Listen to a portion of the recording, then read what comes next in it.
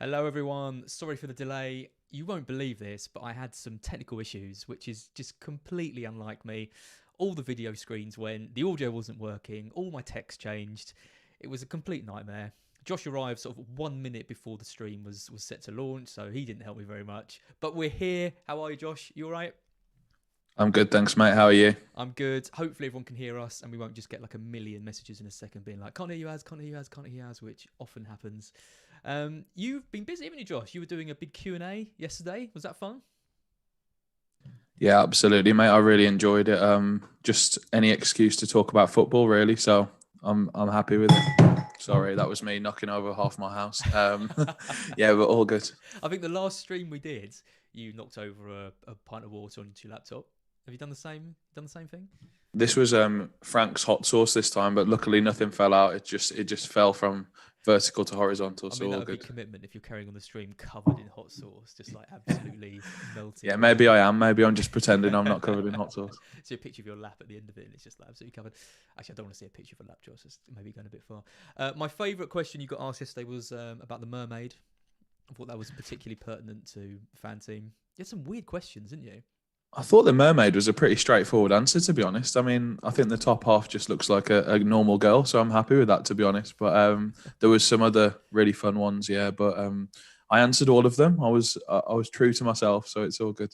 I remember Mark and I did a Reddit Q&A thing a little while ago, and the number of questions that just come in, and you want to answer them all, but I don't know. Did you answer them all then? You answered every single question that came in?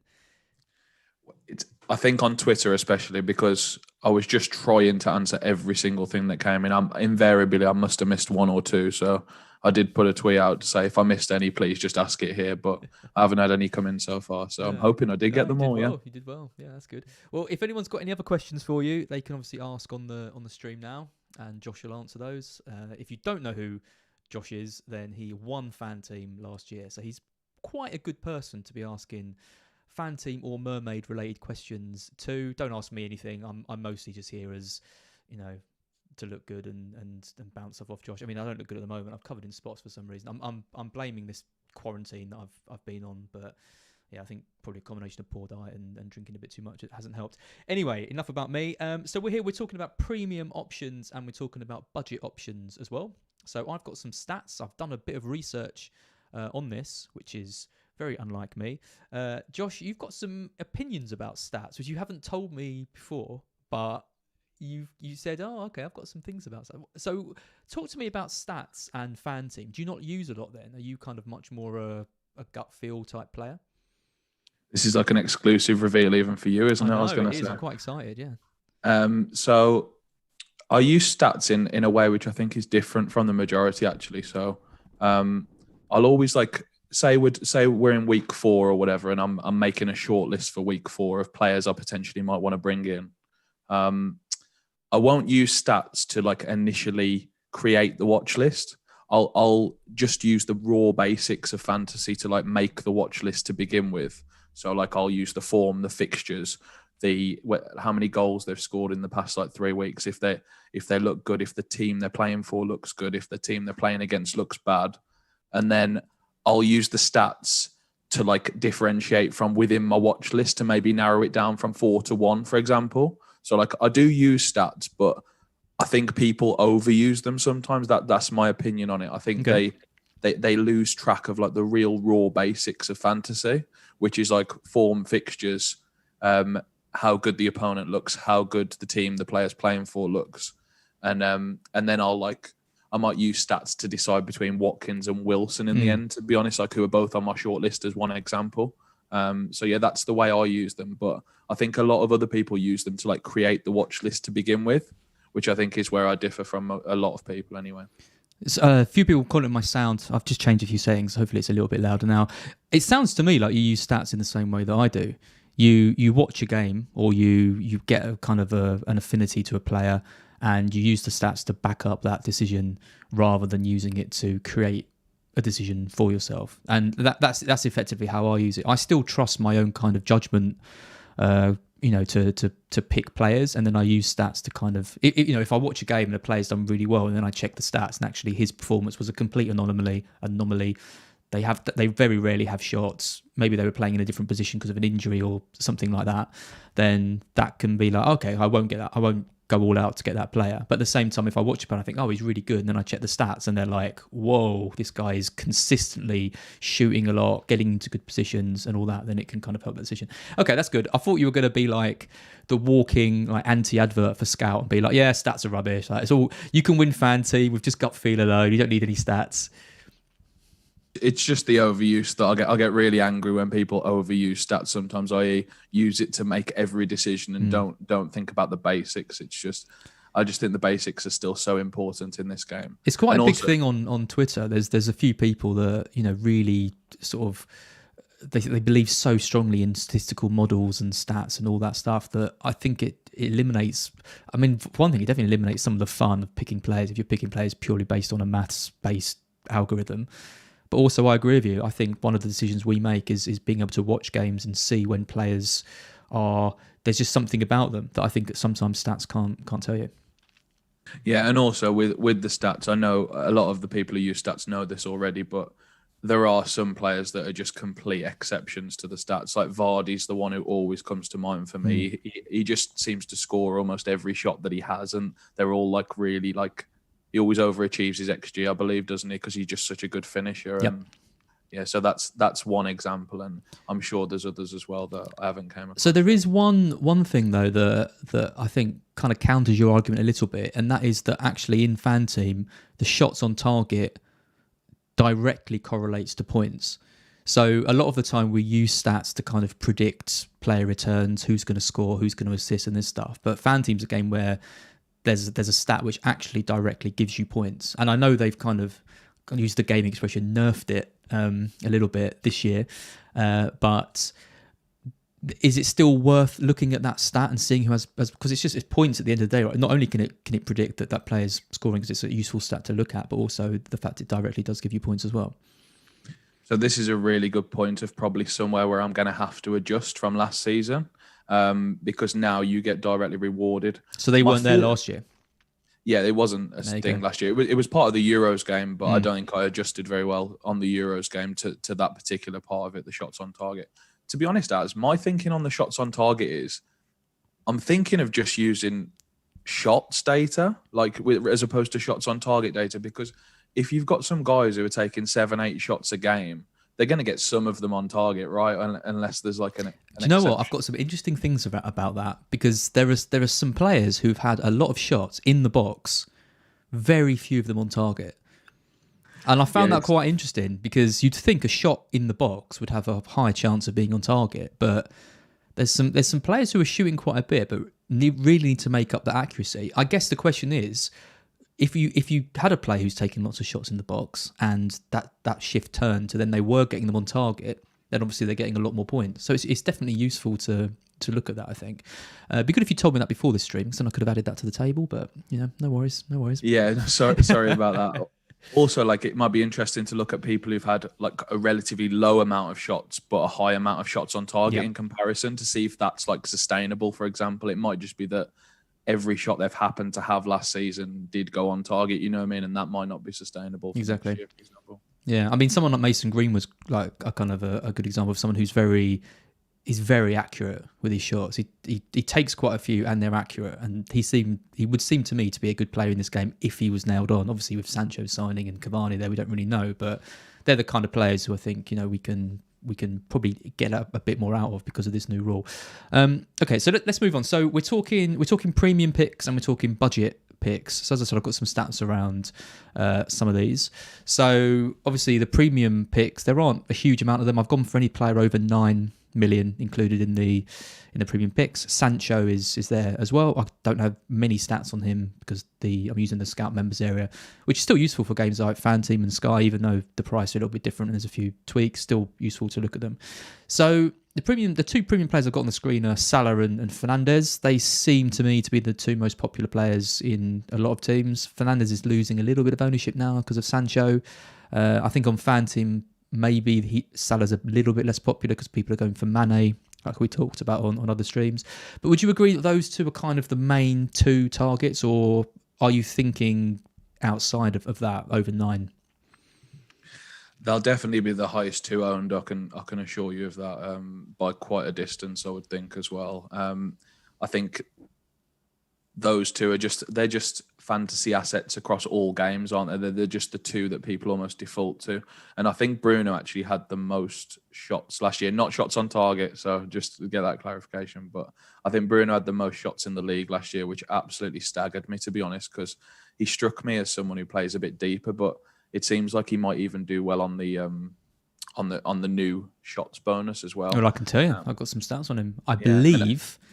believe he had the most shots he was third for shots on target, so he was behind Kane and Salah, but not by much. Like 2 shots on target behind Salah, 1 behind Kane. Chances created, obviously he's bossing. We'll come to this table in a second, but yeah, carry on. The two of them are they seem to get everything. So I don't think you can really go wrong with Salah or Bruno as a starting point, to be honest, is my conclusion. They both cover the captaincy really well as well for the first X amount of weeks. I think 6 to 8 weeks. I think Salah's like a really popular captain for a lot of those weeks. So yeah, it seems sensible to start with him, I think. Let's take a look at some stats. So obviously there's loads of stats on Scout you can filter by. There's too many, if anything. Anything you could possibly want to look at, you can.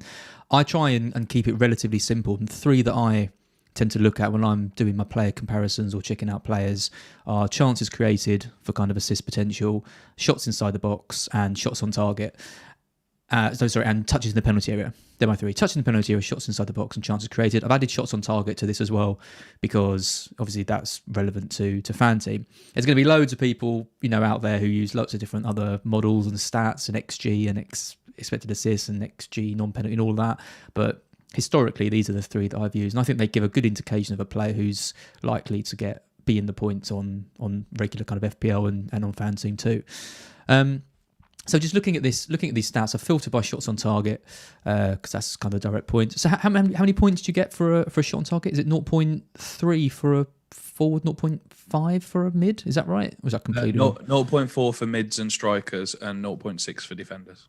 Okay. And one for goalkeepers if that ever happens. Okay, so Salah had the most shots on target last season with 52. So if he's getting 0.4 for that as a midfielder, he's getting around 20 points, something like that. Is that worth it, do you think? Is it? I mean, that is the most in the league. So effectively, the most points you can get from looking at this stat is 20 points. It doesn't seem like a massive amount. So my attitude on the premiums in particular, I did this quite a bit on my Q&A last night, actually. I am of the opinion, now I'm hoping your stats back me up here, that the premiums will all just shoot a lot anyway, so that it sort of just like cancels each other, especially for the likes of Kane, Bruno and Salah. There wasn't much in the shots on target between those 3, was there, as far as your stats? No, I mean, shots on target, Fernandes, Kane and Salah are just miles ahead. Throw a blanket over them, yeah. So it doesn't change my attitude on those. I was picking them last year because they were good at shooting and they took lots of shots and had lots of big chances anyway. So I feel like that's just going to continue. And if anything, this is just like a little bit of extra bonus points on top for what they were already doing on fantasy. Yeah. But I think where you'll really find an edge, I mean, this isn't for today's episode, but I think where you might really find an edge is on like mid-price players who take lots of shots, for example. I think that might be where the points get elevated and they become much more value. Whereas with the premiums, I think this shots on target thing is just like a few extra points that will be added to all of them basically across the board. Yep, no, that makes sense. Yeah, I mean, looking at some of the other metrics, so like chances created, obviously Fernandes is top of that with 95. De Bruyne's next with 80. Who had a pretty poor season, I think, by his standards in FPL anyway. It's obviously still, drove City to the title a lot of the times, but really kind of disappointed. I mean, it's really that stat where De Bruyne, excels. I mean, if you're looking at shots inside the box, shots on target, touching the penalty area, he's way down on those compared to the other premiums of Fernandes, Kane and Salah. Son is right up there though.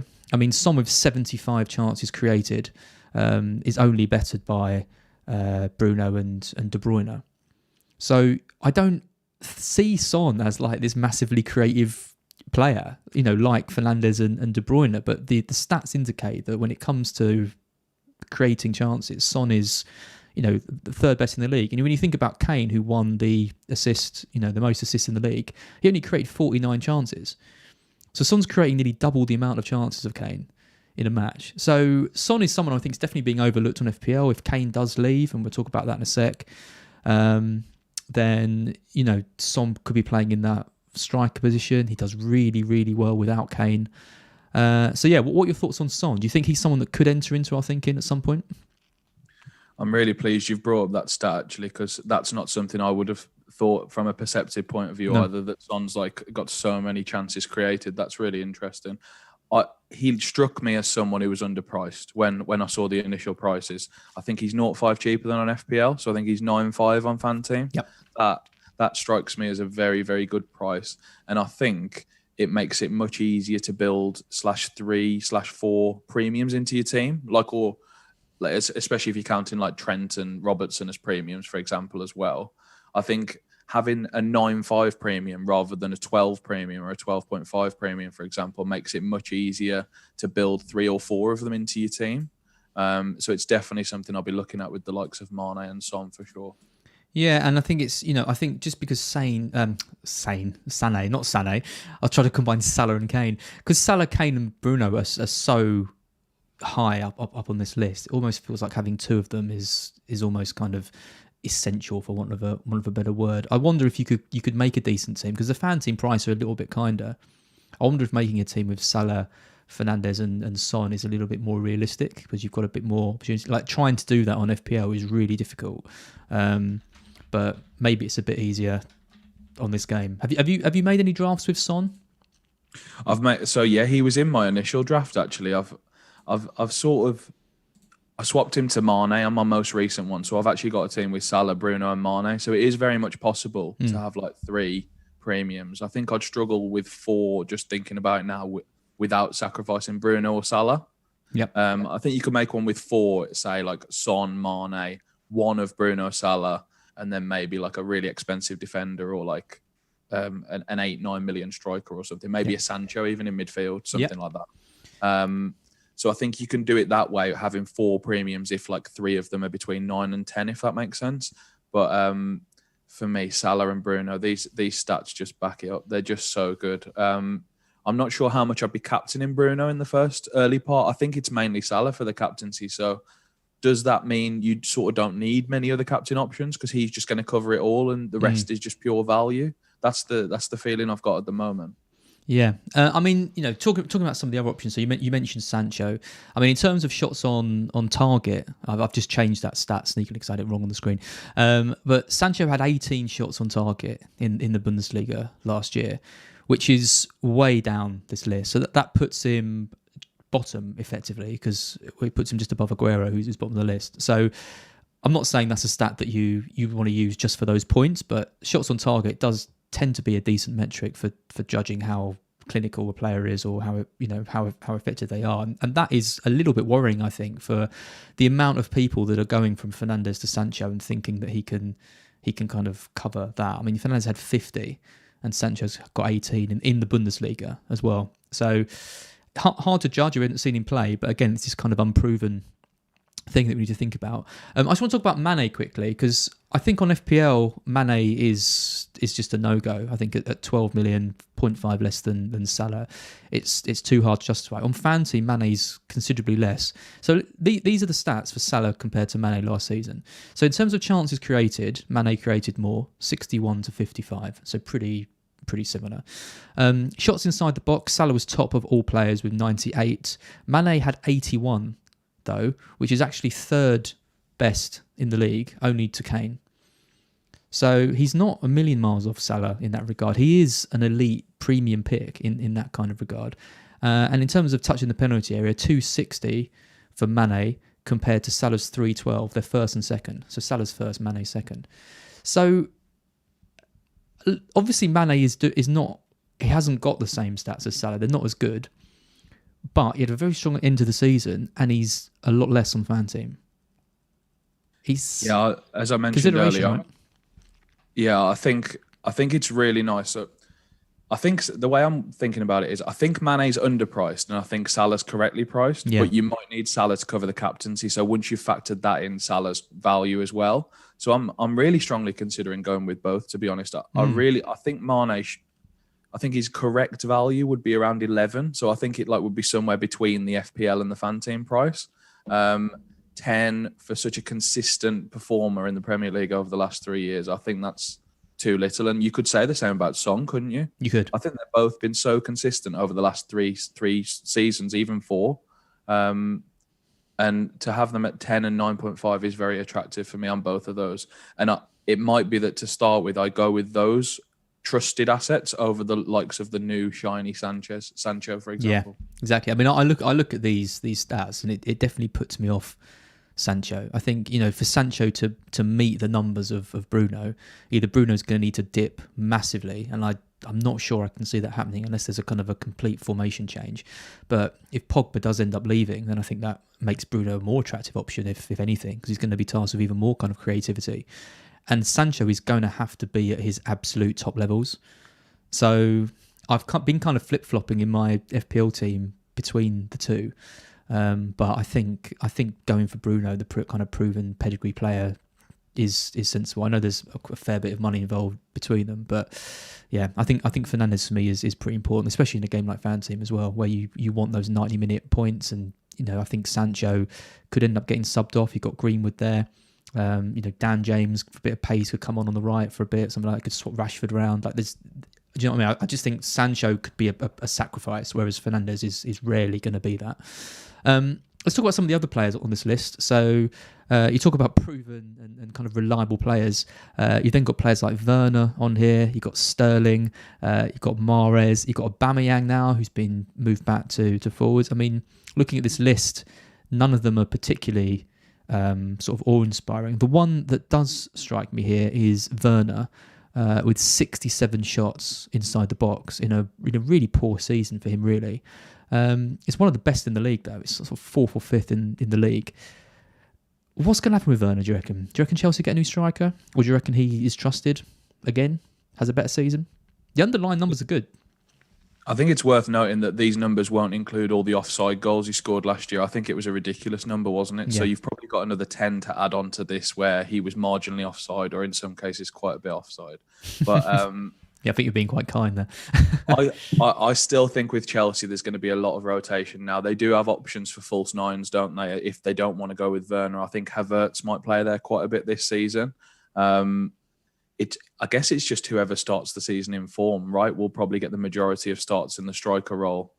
I think it's a wait and see for me to begin with Werner, especially with the early fixtures. I don't like their game week 2 to 6 fixtures at all. I don't think it's worth paying that price when you can have someone like a Mane, for example, who's got really nice opening fixtures. Even Sancho's got really good opening fixtures. I think I'd prefer that as a punt over Werner to begin with. I know they're different positions, but we're just talking about like having 3 premiums, wherever you put them on the pitch. So I think I'd be more inclined to spend my money there than Werner. Yep. Aubameyang's an interesting one he's obviously got playing against a promoted team in game week 1. Again, I just worry, is he completely nailed to play every game in the striker position? There's talk they're linked with Abraham, isn't there? Is he just going to come straight into the team? Will Oba go back on the left? It's quite interesting. I think the ones we've already discussed are more in my thinking at the moment than the more punty ones, I would say. Yeah, I mean, Aubameyang is a good example of a player where the stats really sort of bore out what you saw. I mean, we all knew that he kind of had a pretty bad season, but you look at his underlying numbers. I mean, chances created 22 is sort of bottom of everyone on this list. Shots inside the box is sort of mid-table-ish.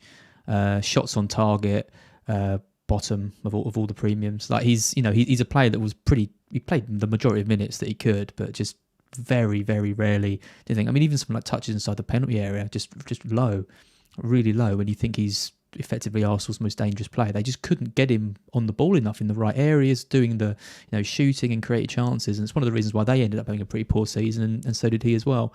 I think, yeah. I mean, one of the answers to your questions yesterday I saw was, and again, you stressed the importance for these appearance point things. Do you think that going for these kind of riskier players, players that could do really well but also could flop, is even more risky on this because they're the players that could be sacrificed when they're not playing so well. It's definitely something to consider. So like I want to go back to the Euros game as an example. In that there was 5 subs every game. So I think I went down my normal pick the 90-minute players route, which is my favoured strategy on FanTeam. And obviously it didn't work out because even the really nailed ones were getting subbed off, because typically when a team has 5 subs, they're going to use 4 of those on the attacking positions normally, like the attackers and the midfielders. Yeah. So it really didn't pay off in the Euros. But coming back to the Premier League, I'm really wanting to go with my tried and tested 90-minute players again. They're not all covered in the premium assets, but obviously I think the likes of Salah and Bruno are likely to play 90 a lot. Even KDB, when he's fully fit, will play 90 a lot as well. It is worth taking into consideration. But again, I think it's even more relevant in the mid-price players where you add value to those sort of 6.5 players. Like James Ward-Prowse just suddenly becomes a superstar on FanTeam because he gets 38 extra points added to his total over the season because he's going to play 90 minutes 38 times. So it is worth thinking about, definitely. Yep. And I'll continue to do that across all positions, including the premium. So it does sort of put me off the likes of Aubameyang and Werner a bit, who do get subbed off quite a lot, or sub on, which is even worse, obviously. Yeah. Well, it's interesting you mentioned Ward-Prowse because we'll come on to sort of the budget players now. You called 6.5 mid-price. I guess you're probably right. The trouble is there's so few options at 6 and below that I thought I'd just up it a little bit. So when we talk about budget options on this stream, we're looking at 6.5 and below. We'll do another stream, I think, on mid-price options because there's loads of those across the strikers and midfielders. So let's come to the budget players. So when I was thinking about what players I'm interested in this kind of bracket, the two that came to my mind straight away were Smith Rowe, who's just been given number 10. He's 5.5, and Sarr at Watford as well at 6. Do you like those two? Are there others that you are kind of considering before I get into any stats? I love Sarr. I think there's talk he might be on penalties even, which is just another fantasy tick box thing for us, isn't it? It's just like, okay, if he's got penalties, that might be an extra 5 goals over the season or whatever. So that's perfect. Smith Rowe, if they don't sign another number 10, I think is a sensational option. I know they've sort of been linked to your boy Odegaard in the last few days again, which is really interesting. You say he's my boy. I really hope he doesn't sign now because I don't want that competition. I want Smith Rowe. Like he's in my FPL team. He's in my FanTeam teams. I think he could be the gem this year if he has that 10, and the momentum's starting to build around him. I think Maddison is more of a threat. I wonder if Arsenal are really going to go all out and try and get him. But 70 million. I mean, I'm James Maddison's biggest fan, but 70 million seems like a hell of a lot to ask for him. Yeah, I'm surprised they're not going for Pereira, to be honest, Arsenal. I think he'd fit really well in that you'll see the stats. He does very well. But yeah, it's quite surprising. So the other ones to add from my side are the aforementioned James Ward-Prowse. He's a bit of a hero for me. And then the other 3 players who got 90 minutes an awful lot last year that I noticed within this bracket were Souček, obviously. So I think as long as Rice stays, he's still a great asset because it gives him a bit more license to go forward. Yep. I really like Dallas. Now, a lot of people aren't going to like this one because he's obviously swapped from a defender to a midfielder. But if I was to tell you that last season, if he was classified as a midfielder, he would have got more points on FanTeam than if he was a defender. How unbelievable is that stat? You're going to have to explain it. So, yeah, because he got 36 90-minute points last year. So he played 90 minutes in 36 of the 38 games. So and he doesn't get those as a defender.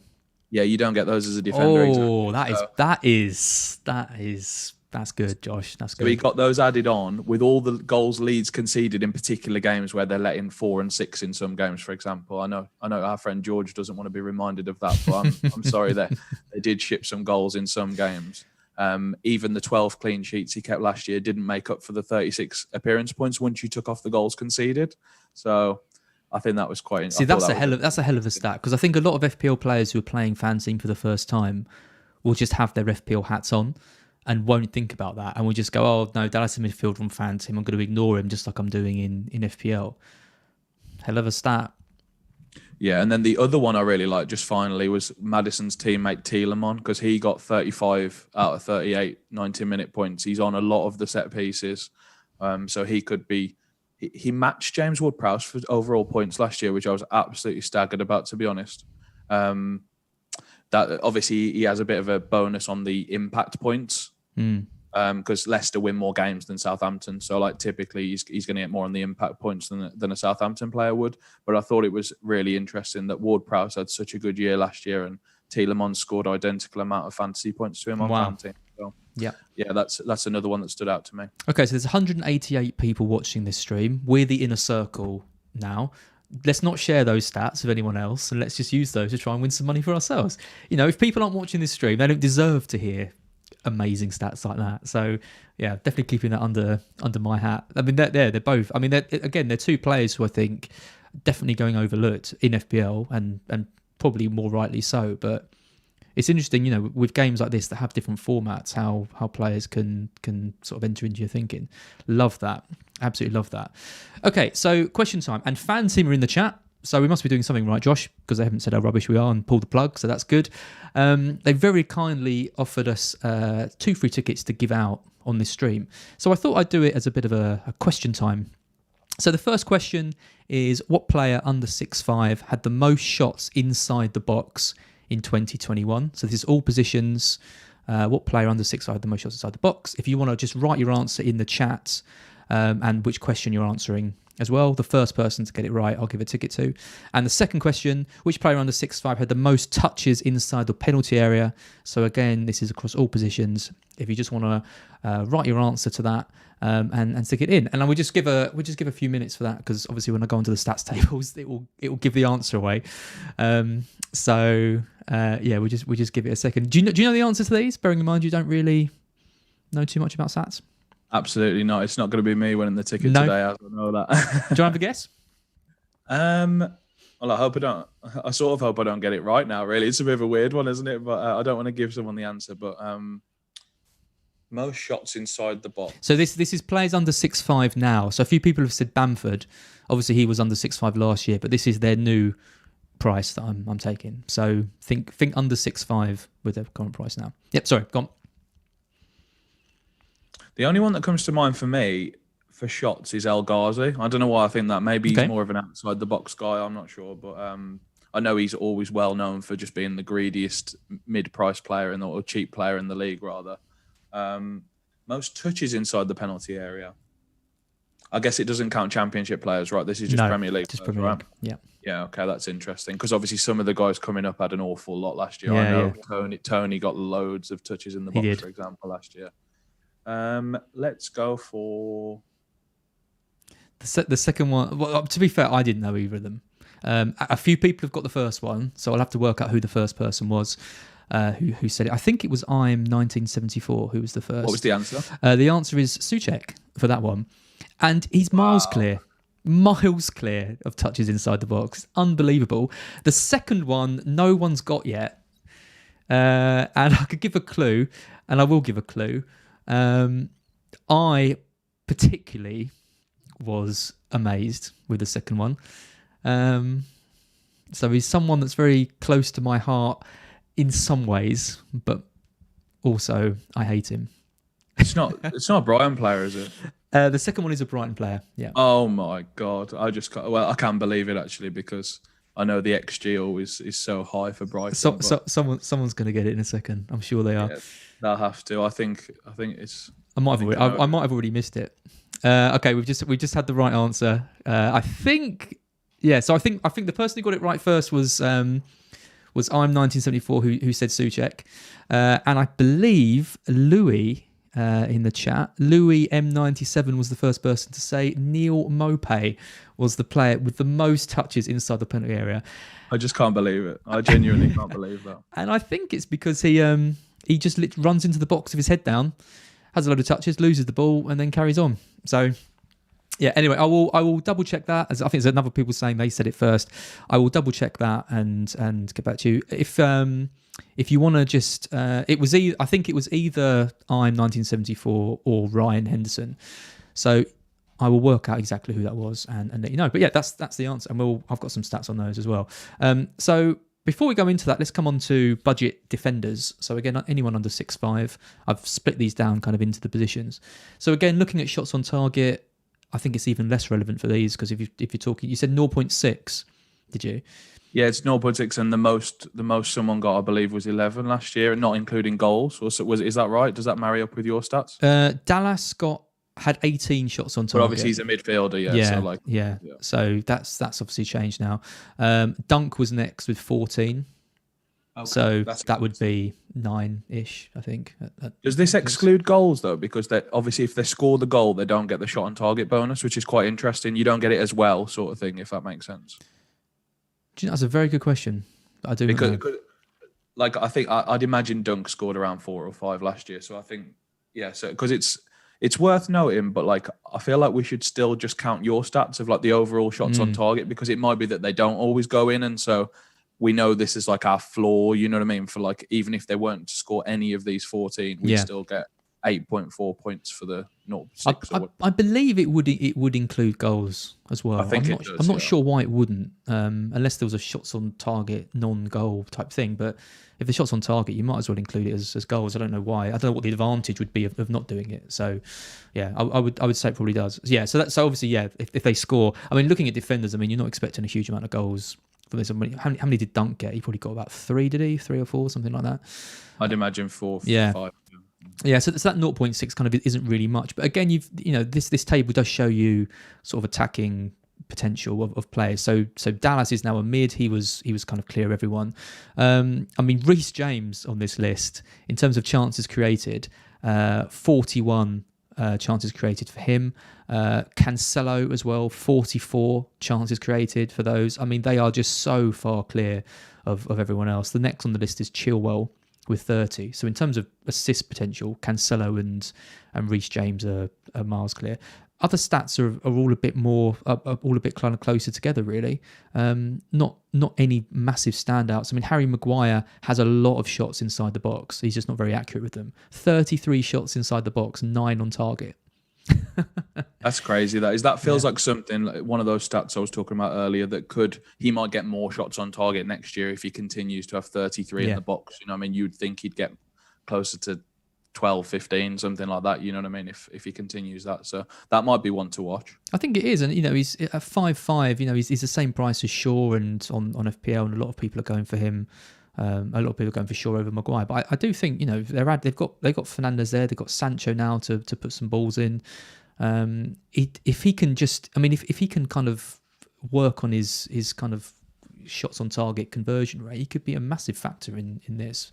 Kind of a player who threatens quite a lot, but you want to kind of see a bit more from him. But the thing I typically look for on FanTeam with the defenders is like the triple threat almost. So like the chances created, the shots, and the clean sheet potential as well. So if you're telling me that 2 players have got such a higher chance creation than all the others, and then all the shots are similar, and if we assume a lot of the clean sheets are similar, then I'll probably favour these guys who are creating a lot of chances, to be honest, because that might be where you make the extra points, if that makes sense, hasn't it? Yep, absolutely. Especially if they're nailed as well, which I'm not sure with Reece James or Cancelo, but what do you think on those two? Do you think they might cement a position down this year, either of those? I think Reece James is a tricky one, because I think he should, but I think they're signing a new centre-back now. There's loads of competition around that, and the more centre-backs they sign, the more chance there is of Azpilicueta moving over to the right. I know Hudson-Odoi played there a little bit. I mean, to me, Reece James is the future of the club at that position, perfectly suited for right wing-back and should play a lot, but Tuchel's proved that he's not afraid to kind of bring the changes around. So I think he's too big a risk. I think Cancelo, though, I say it all the time when I'm talking about him. I think he's first choice right back, and I think he's first choice left back. And I think especially with Zinchenko looking to leave as well for more regular starts, I really, really, really like Cancelo. I think he arguably is the best Man City option to start the season with, given that De Bruyne is not fit and they haven't got a striker and all of that. I really like Cancelo. I guess the question mark here is, I mean, I've kind of called these like budget defenders, but they're not really budget defenders when they're like 6 million. But in terms of overall price, looking at how poor the 6 million and under mids are and forwards, what formation are you looking to go with? Are you still going to go with 3 at the back, or do you think going for someone like Cancelo over someone like Jack Harrison or Smith Rowe is kind of relatively viable? I think my attitude's still the same, but I think of the 3 that I do start, so I always play 3 at the back, as you alluded to earlier. the three I do start, I do want them to have that triple threat. So I do want them to be like powerful defenders almost. So I think in one draft I've done, for example, I've got the likes of Dean, Van Dijk, and Kufal, something like that. Yeah. Who've all got some sort of attacking threat. You know what I mean? Something like that. And so, all cheap. Yeah, it's not that I don't. It's not that I won't be playing more than three at the back. I don't think it's my tried and trusted method, and I'm probably going to stick with it until something changes or until I notice a really big shift towards these defenders getting assists every week or something. But for now, I'll play three. I'll have two 4.5 million sub defenders who like start for their teams, obviously. So I've got a bit of squad depth, and then I'm probably likely to go with two premium-ish defenders between like the 5, 5, and 6 or something like that, or 5, 5, and 7 even. And then one a bit cheaper, like the likes of a 5 million Kufal or something like that. Yeah, so it's sort of a quite a similar structure then, probably to how you're setting up your FPL team: a Trent, a Dean, or a Shaw, or someone like that, and then a Sufal or someone. That's kind of what exactly. That's kind of what I'm going for as well. Let's move over to midfielders then. So again, under 6'5". So shots on target. I mean, El Ghazi is up there with 30. He's top. Pereira was there with 27.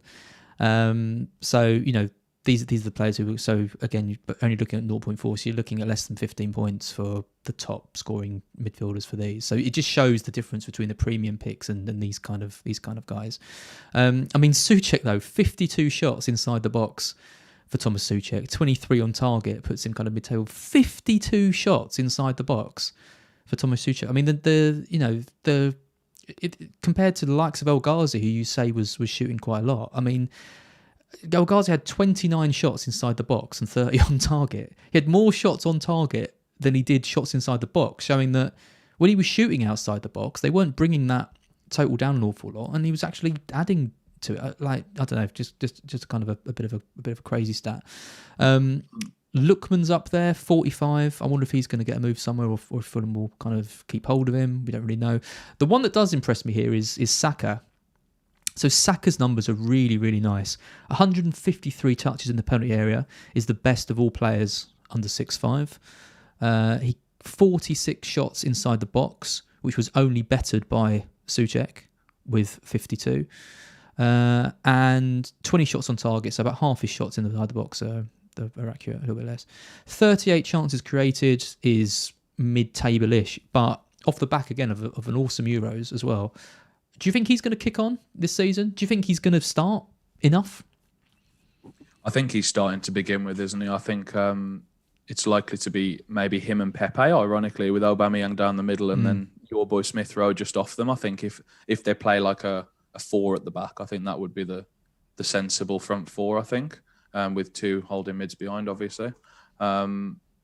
Saka's a great player. He had such a good season last year. I know he was in contention to win young player of the season. I'm not sure if he won it in the end, but he did have a really good season last year. It's a shame what happened at the Euros right at the death, but I don't see that affecting him. He's a really young player and he's got lots of talent.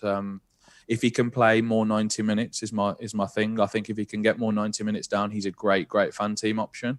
But I'm just happy with the stats you produced about Souček, to be honest. I can't believe it's that high, and it really does match with my eye test on that one. Like that really marries up with what I saw last season. So I'm happy with that.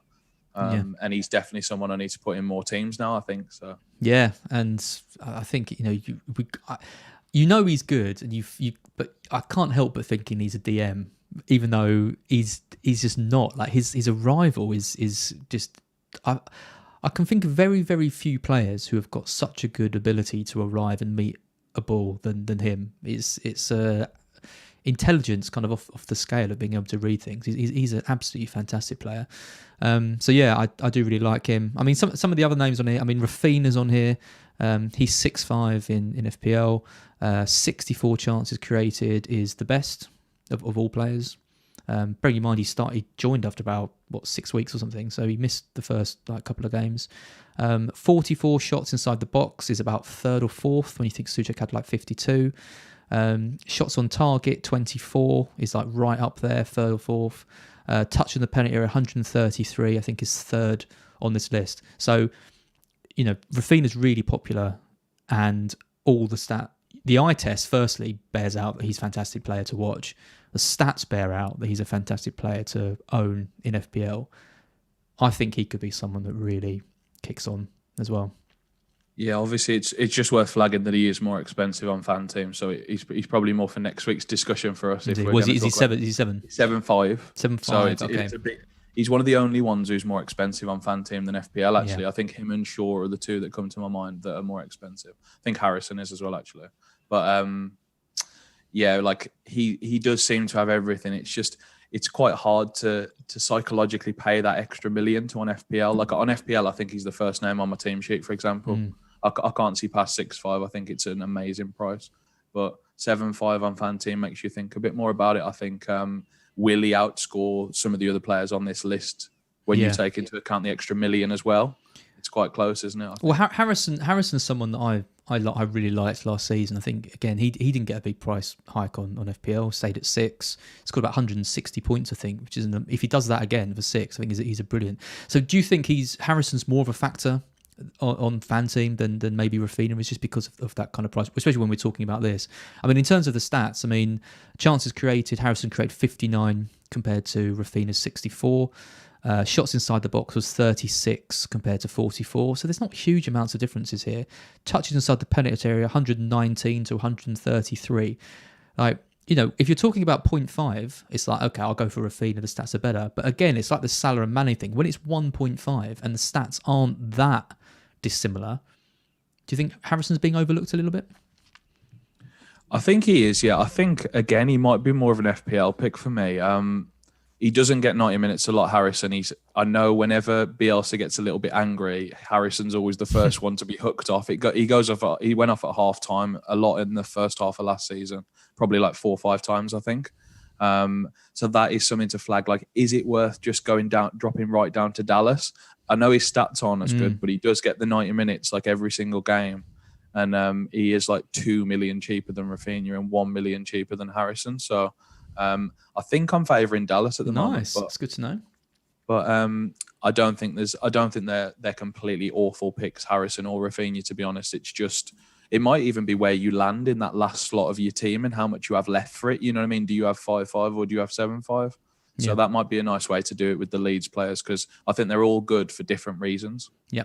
So I mean, so if we're putting Dallas in the same kind of, obviously in the midfield bracket this year, which he is. I mean, chances created 26 is sort of half of Rafinha and Harrison. Shots inside the box was 19, which again is around half of the other two, and touch inside the penalty area was 61 compared to 119. So stats wise, Dallas is half as good as the other two picks, but like you say, he's considerably less. So I think this is really clever pricing, right? Because the stats suggest that Rafinha's the best. He's by far the most expensive. Harrison sits in the middle. Dallas is down the bottom. That kind of bears out what you think about them when we watch them play, and the prices bear that out because it gives you a decision of saving money versus the thing. So I think just absolutely. I mean, you look at FPL and it's like 5.5, 6 or 6.5. It's obviously you're just going to pick Rafinha. Like there's no choice to be made there, is there? On FanTeam, it's definitely better, I think. Yeah, I think as you say, I think roughly in this mid-price midfield slot, a 2 million difference would be worth twice the output, if that makes sense. Exactly. Because you have to spend 4.5. So picking a 5.5 guy isn't much more than 4.5. You know what I mean? Like 4.5 is like the minimum, except for I think there's 4 million fodder or something. Yep. But on FanTeam that is. But yeah, I really like Dallas and Smith Rowe at 5.5. I think there's some really good options in like all the prices. So 5.5, 6, 6.5. I think there's 3 or 4 decent ones at each level of that, to be honest. Yep. And the final one we're going to look at, I mean, we're looking at 6.5 forwards, so I don't think we're going to be here that long. Top of the pile for shots on target was Benteke with 33, and then it was Neil Maupay with 25, and then Mark McGoldrick. I'm getting confused with Mark's pick of McGoldrick now. What is his first name? David, is it? David McGoldrick. David McGoldrick. God, I can't remember. I'm thinking Ross McCormack. That's another player. Yeah, and then McGoldrick. So I mean, there's not really anyone. I don't think the only player on this list that interests me a little bit is Abraham. 31 shots inside the box, 13 on target, 67 touches in the penalty area. I mean, to me, he didn't play like at all last season, but his numbers aren't that bad considering that he played probably about 20 minutes of the whole season. So really interested to know where he's going to move to. He has to. It could be Arsenal, could be Villa, could be West Ham. I think they're the three most likely for him. What do you reckon about Abraham? Do you rate him? He normally has really good stats when he gets a consistent run of form in the team, because he is the guy who just like sort of hangs around in the penalty area and does get on the end of things. Like he's always done quite well when he's got the regular run. I don't think he's done much wrong for Chelsea, really. I think he had that one really good season under Lampard, didn't he? And then I think last year he just wasn't really part of the plans, was he, to be honest, for the whole season. I'd worry about his starting minutes in all three of those teams. I know it sounds silly because I think he's moving to get more regular starts, but I would worry, would he start at West Ham over Antonio? Would he start at Villa over Watkins? Would he start over Aubameyang? Or would those players shift out to the left? I know Watkins and Oba can play on the left, for example. So would they move to accommodate Abraham? Or would he just be like someone who's in and out of the team every once in a while? So it's quite an interesting one with him, I think. Normally with a move, you think like with Maddison, you'd assume he would play not like a lot of minutes for Arsenal if he moved to play for them in the 10, you know what I mean? But would that be the same with Abraham? What do you think? Yeah, I think Villa would be the worst move for him from a fantasy perspective, because I think it also probably kills Watkins as well, because he'd probably go over to the left. West Ham sharing minutes with Antonio would then be a bit of a concern, and Arsenal, I think he what happens with Lacazette and Aubameyang. So yeah, I'm quite excited about Abraham, but I think whatever happens, we'll need to wait and see and just see how it affects him and stuff. I mean, if he's moving for 45 million to a team, you've got to think he's going to play and do up front. And I think he'll do well, but yeah, I do think it's a bit of a wait and see wherever he goes. Why can't he just go to like Palace or Brighton or something? Why can't he just come to Brighton? Honestly, he's going to start. He would be a perfect fit for Brighton. Unfortunately, I think he's just a bit too good.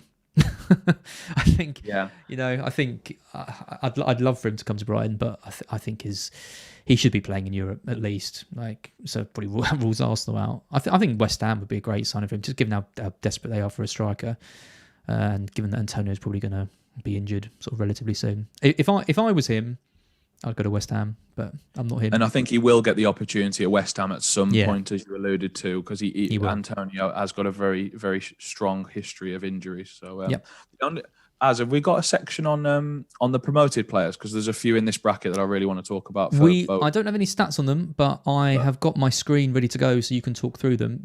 Just before we do that, the one player I wanted to mention on here is Ivan Toney, because obviously he's coming in at 6 on FanTeam and 6.5. Again, I had my stat wrong on the screen. I've changed it now.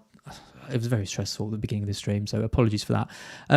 Just to give you a bit of an idea of Ivan Toney, obviously it's difficult with the Championship to know the quality. Is obviously a lot lower, and he's going to do a lot worse. In terms of 6.5 strikers, Benteke was the top with 33 shots on target. Ivan Toney had 60 in the Championship. So I just think that stat just tells you everything you need to know. I think if you're looking for a striker under 6.5, Toney is the one to get. I agree. Yeah. Yeah, and I think there is, if Toney doesn't perform in the first 4 weeks or whatever, there is a really nice fixture swing to Pukki. So like and they're the same price. So if it was that he didn't perform for whatever reason, I think you have got a nice insurance to fall back on with Pukki in game week 5. If you give Toney the first 4 weeks and it doesn't work out, the fixtures do swing really nicely for Norwich. So that's just something to point out. And then you talked about Sarr in midfield is the other one. I think he could be amazing. On the penalties. He usually gets 90 minutes. He seems like a great FanTeam pick to me. Yep. So that's all my stats tables done. So you want to talk about promoted players? This is all you, Josh. Hit me. Absolutely. So I think the biggest change FanTeam have made over the summer since last season's game is the less impact points, which makes promoted players much better in my opinion. So the fact that they're less penalised for if they're expected to lose a lot of games, they only lose 0.3 every game now, whereas it was a 1 whole point before. Wow. So like 0.7 extra, say over like 20 losses, let's be conservative and say they lose 20. That's an extra 14 points onto those players. Yeah. it makes a big difference for these value players, especially like in terms of working out if they are good value with their points output at the end of the season. The other one to talk about who's a promoted player is Buendia, of course. So he signed for Villa. He's a very kind price at 6.5, I think. It'll be interesting to see if he gets subbed a lot because Smith does normally sub off his wingers. Maybe that was because they perhaps weren't as good as Buendia is, for example, because I know they had the likes of Trezeguet, El Ghazi, Traore, who's improved, but also that those three always get subbed off when they start. And it's interesting to know whether Buendia is going to play in the number 10 or on the right wing, I think, because I presume Grealish will keep the left wing.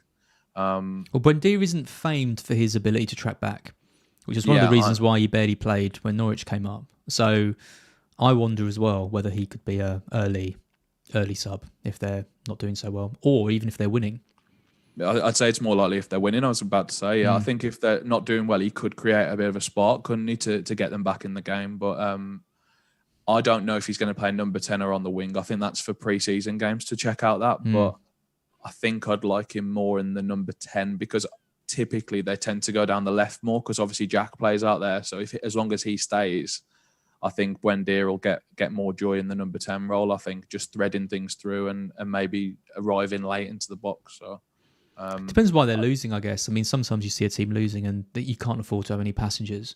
And I know Buendia is a classy player. I know that he can create something out of nothing, but I just wonder if they want to match energy or if they want to kind of, throw someone in. I mean, someone like Traore, for example, who's going to come in, he's going to be so direct, he's going to get the ball, he's going to run with it, he's going to get you out of trouble if you're under pressure. Whereas Buendia might just be seen too much as a luxury in some games.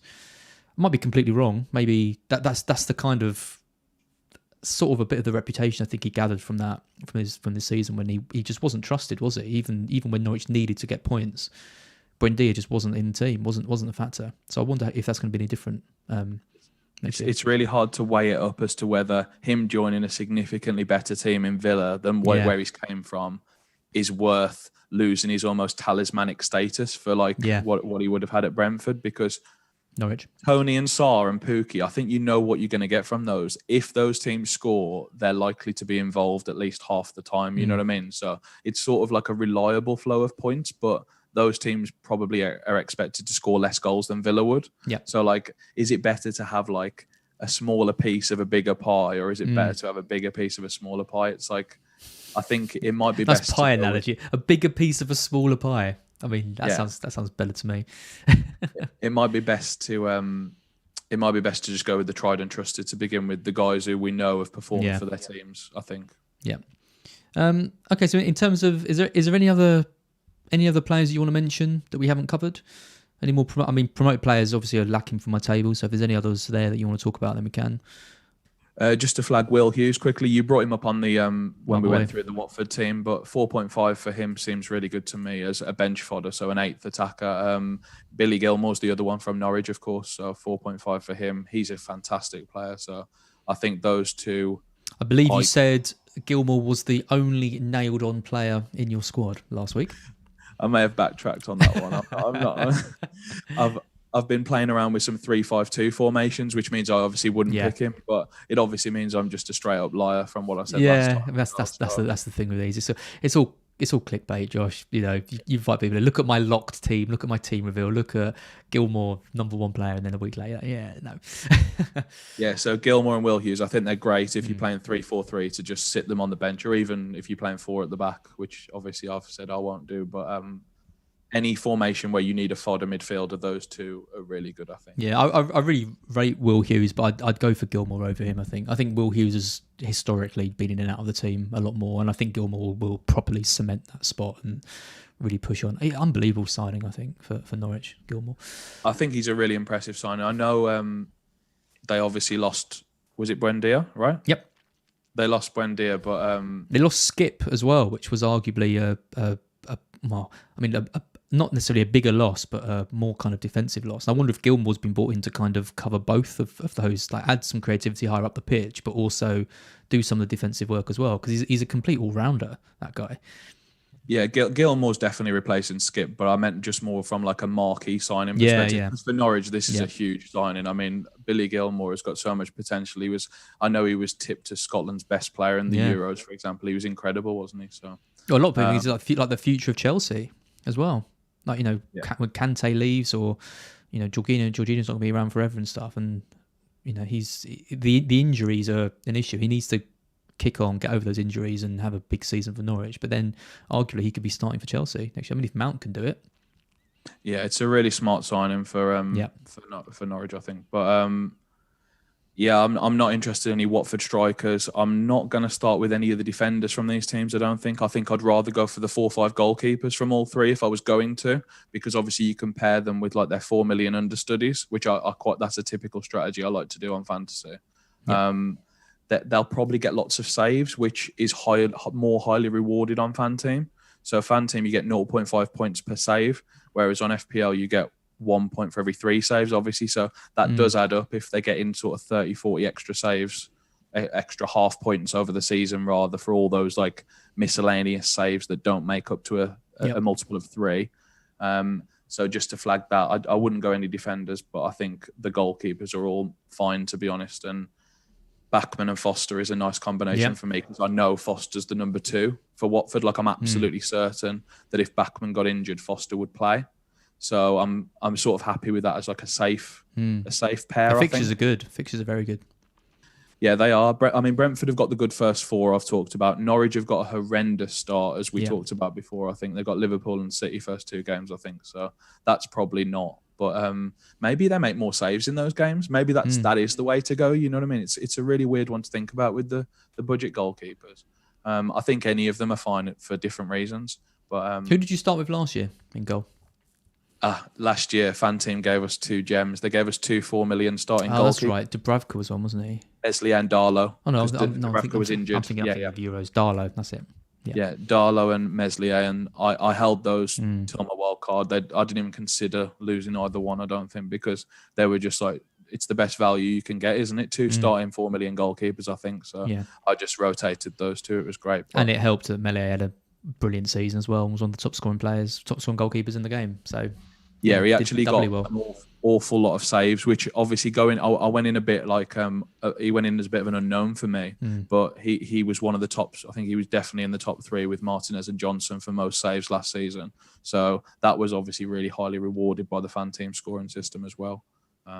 So yeah, these promoted keepers, I think they could be real gems, and just take your pick on your preference, really. Yep. Nice. Well, that's an hour. I think that's probably covered everything there.